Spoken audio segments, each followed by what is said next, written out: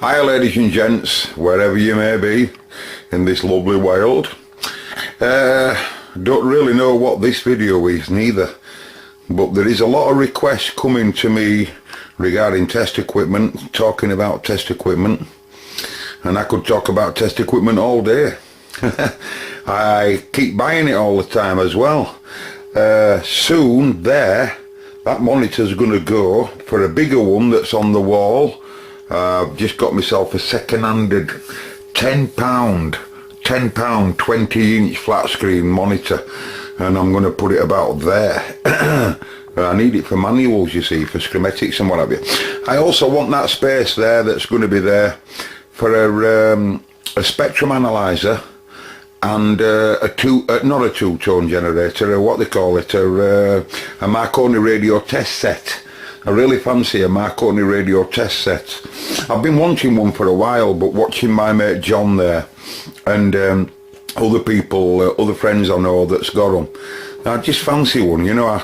So if there's any one of you out there that's got a Marconi test set, alive or dead, a Marconi test set, alive or dead, could you give us a shout? And if you've got a spectrum analyzer, I want it alive. So if you've got a good specky that'll be good for radio, get back to me, will you? Right, here I am, and for those of you that's interested in some of the equipment that I've got here, because once the new equipment comes, which I've been saving up for a while now, once that comes, some of the other stuff will be able to go, but it can't go until... Okay, so I thought I'd show you my two-tone generator a little bit today, but today I'm only using one tone. I'm just using the one tone of him today, and that's because I'd like to show you some of its function just as a generator. Okay, I brought a little monitor speaker in so that you can hear what's going on. Coupled up the frequency counter, which can look at RF as well as audio. That counter can see audio as well as RF, right? And I'm going to show you what's happening on the scope at the same time, right? So the tone that you can hear, or not very much. First of all, I'll just run you. Let me just sit down. COBRAMAN making a video, sat down in his chair. Right, first of all, I'll run you through some of the controls of what we have here, right? And you'll be able to hear its action. So if you can just bear in mind, folks, right, this generator up here, this one, can produce a tone, right, very similar to like what you're hearing now. That tone goes through the amplifier stage of an hi-fi amplifier, cassette deck, tape recorder, whatever, and then we can use that tone to see how the amplifiers are actually amplifying it. Whether it's still same frequency, same amplitude, bigger amplitude, whatever. The only difference is we can tell it exactly what frequency of tone to produce and how loud or quiet we want the tone. And also which types of tones, different types of tones, you know. Right, that's a brief description, isn't it?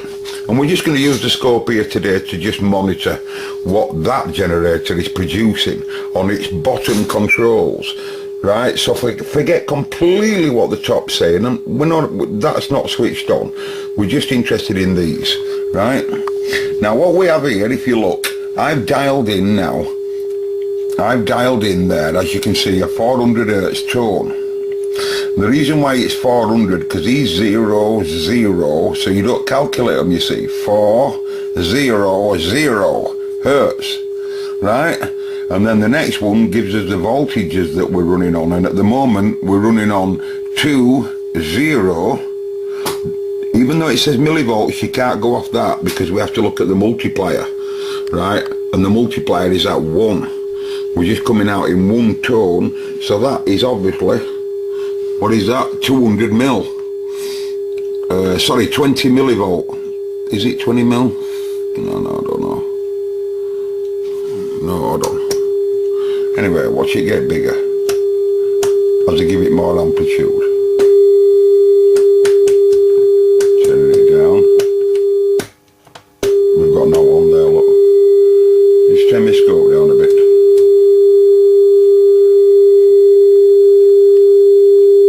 2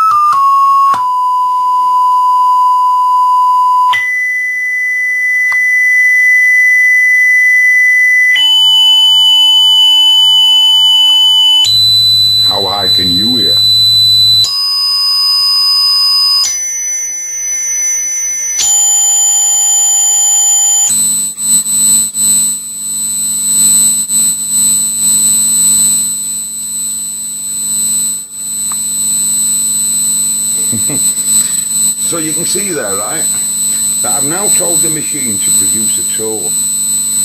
Some of you people can hear that tone, and some of you people can't hear that tone.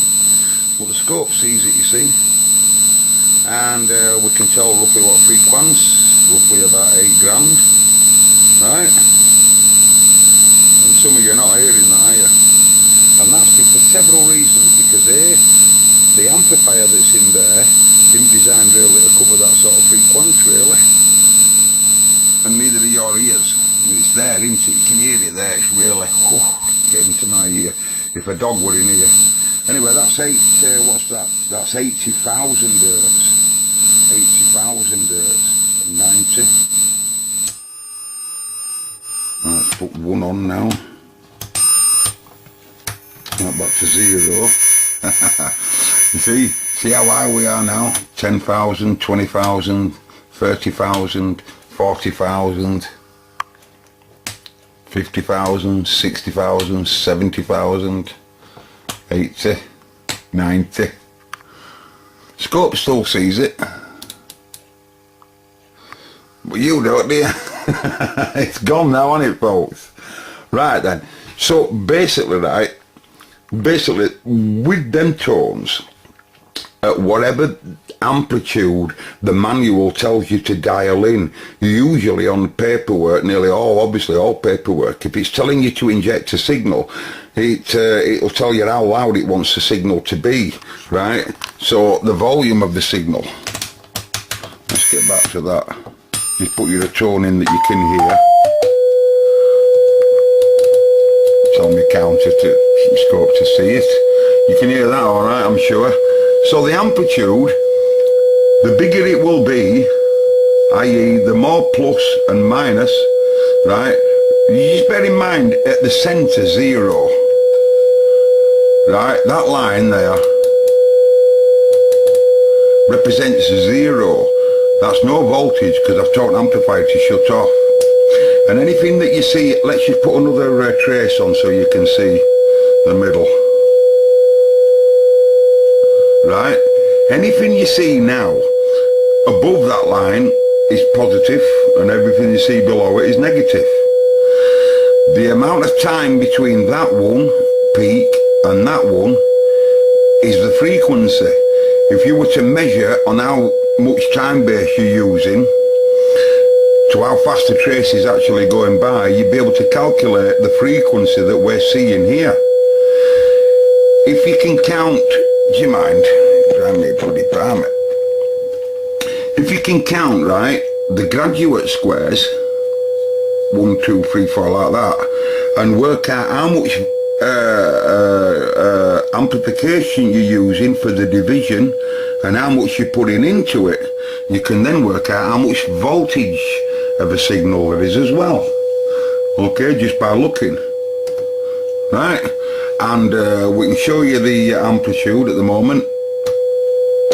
You see the signal getting bigger. That's only because the trigger's lost it now, because signal's got so weak. If I try and alter the trigger a little bit, it might catch it back.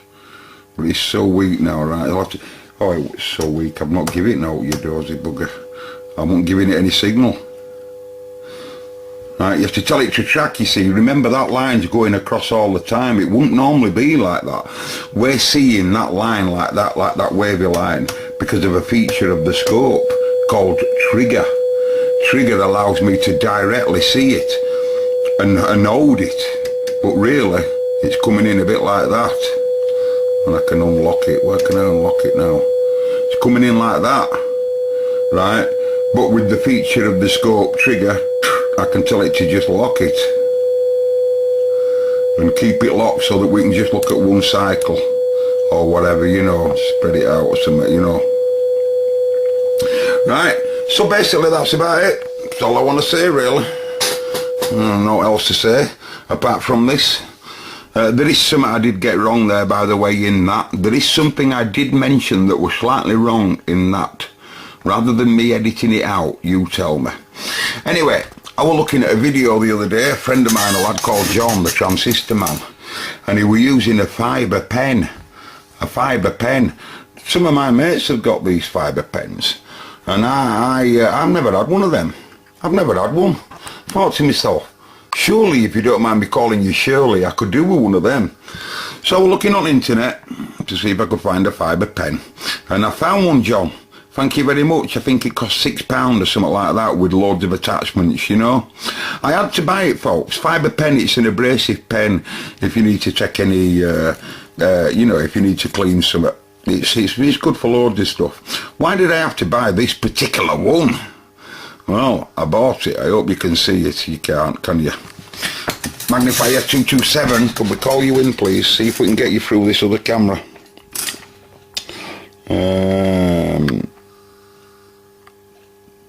Can you see that? It says E-Cobra. E-Cobra. I'll have to scratch the E off. Hey, catch you later, folks. I nearly had a ride down to Birmingham today. There's two radios right now on the internet. One's a Cobra 2000, looks in good condition, but it's got some problems, but he wants £150 for it. And it's got some problems. And the other one's a Royce. It's a really, really nice old Royce. It's 50 quid. I'd love that. I'd really like that. AM upper and lower. But it's all the way down in Birmingham. It's about 200 mile nearly to me. It's about a 400 mile round trip. I thought, no, I don't fancy that. Anyway, all the best, everybody. I hope that's give you something in the audio side. And the next time I talk about the scope, I'll talk about RF. We'll start looking at RF. You see, first of all, we might as well start looking at what they actually read, and then we'll show you then, bit by bit, on what benefits they have on the inside of radio, how we can actually follow all the signals around. Alright, so I'll wave a hand, 10-10, till we do it again. Oh, and 1 to 40, don't be naughty, keep your rigs adjusted, don't get busted. Alright, good.